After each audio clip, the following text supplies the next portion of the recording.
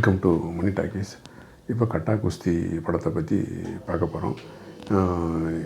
இது வந்து ஒரு கன்ஃபார்மாக ஹிட் ஃபிலிம் தான். ஏன்னா ஃபஸ்ட் டேயே வந்துட்டு உங்களுக்கு வந்து அதோடைய ரெஸ்பான்ஸ் வந்து நேரடியாக பார்த்தேன். இன்ட்ரோ பிளாக் முடிஞ்ச உடனே ஒரு லேடி வந்து செம்ம படம் அப்படின்னு சொல்லிட்டு போனாப்புல.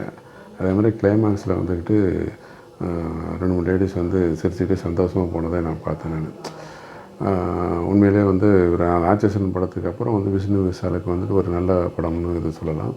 அவருடைய தயாரிப்பில் வந்துட்டு ஒரு ஹீரோயினுக்கு முக்கியத்துவம் உள்ள படத்தை பண்ணது ஒரு நல்ல ஒரு விஷயமாக நான் நினைக்கிறேன்.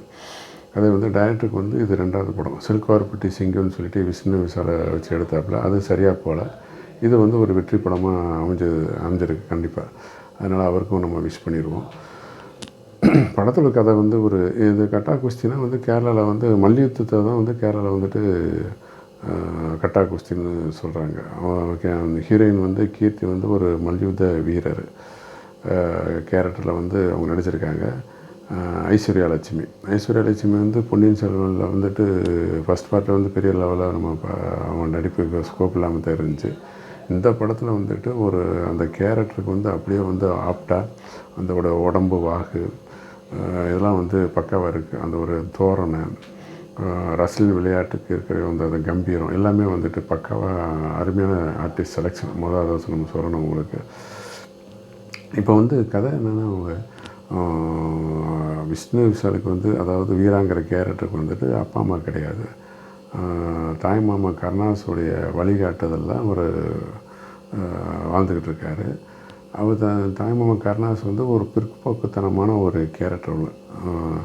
தன் மனைவியை வந்துட்டு தன் பிடியில் வச்சுக்கிறது, ஒரு ஓவர் டாமினேட்டிங் உள்ள ஒரு கேரக்டர் வந்து. அதனால் வந்து தன்னுடைய மருமகன் வந்து 8வது தான் படிச்சிருக்காப்புல விஷ்ணு விஷால் வீரா. அவனுக்கு கீழே ஒரு பொண்ணு படித்த ஒரு பொண்ணு, அதாவது 7வது படிக்கிற பொண்ணு வந்து அடங்கி போகிற பொண்ணு, தனக்கு மனைவி வந்த மாதிரியே மருமகனுக்கு மனைவி வரணுங்கிற எதிர்பார்க்குற ஒரு கேரக்டர் வந்து அப்படி வந்து பொண்ணு தேடிக்கிட்டு இருக்காப்புல. இங்கே வந்துட்டு அந்த ஹீரோயின் வீட்டில் வந்துட்டு ஒரு கேரளாவில் வாழ்ந்துக்கிட்டு இருக்கிற ஒரு கேரக்டர். தன்னுடைய பொண்ணு வந்துட்டு இந்த மாதிரி மல்யுத்தத்துக்கு போகிறதுனால வந்துக்கிட்டு பொண்ணு கல்யாணம் ஆகலைங்கிற கவலையில் அவங்க இருக்காங்க.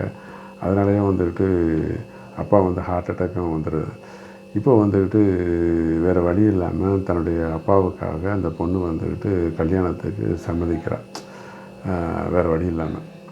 இப்போ வந்து என்னென்னா, இப்போ இவன் வந்து கீழே வந்து தனக்கு கீழே படித்த பொண்ணு எதிர்பார்க்குறான். அது வந்து படித்த பொண்ணு, அவள் மல்யுத்த வீரர். இப்படி வந்து இவங்க 2 பேரும் கல்யாணமாகி ஆனால் எப்படி இருக்கும் உங்களுக்கு? அதுதான் அது அந்த கதையோட அமைப்பே காமெடிக்கு ஸ்கோப் உள்ள ஒரு அமைப்பு. அதான் வந்துக்கிட்டு இதில் வந்து காமெடி சீன் வர்றதுக்கு வந்து நம்ம ரசிக்கும்படியாக அமைஞ்சிருக்கோம் உங்களுக்கு. இது மிக பிரமாதமாக பண்ணியிருக்காங்க உங்களுக்கு. அதே மாதிரி இந்த படத்துடைய எடிட்டிங் பிரசன்னா வந்துட்டு அவருடைய ஒர்க் நிறையா சீன்ஸை வந்து ஷார்ப் கட்டிங்கில் வந்து நான் கவனித்தேன். ரொம்ப நல்லா இருந்துச்சு. அது வந்து படத்தோட விறுவிறுப்பு முக்கிய காரணம். அதே மாதிரி கேமராமேனு ரிச்சர்ட் எம் நாதன் எல்லாமே வந்துட்டு ஃபைட்டு ஆர்ட் டிபார்ட்மெண்ட் எல்லாமே ஒரு அருமையாக இருக்குது உங்களுக்கு. 2 சாங் கம்போஸிங் ரொம்ப நல்லா இருக்குது. ஜஸ்டின் பிரபாகரனுடைய ப்ரீடி கேடிங் வந்து அந்த காமெடி சீனுக்கு ஏற்ற மாதிரி இவருடைய பெண்ணிலேயே வந்து நமக்கு வந்து சிரிப்பு வரவழைக்குதுன்னா பார்த்துக்க உங்களுக்கு. அந்த மாதிரி அவருடைய ஒர்க்கு வந்து நிறைய இடத்துல நம்ம ரசிக்கலாம் கண்டிப்பாக. இந்த படம் வந்துட்டு ஒரு அவசியம் தேரில் போய் பாருங்கள்.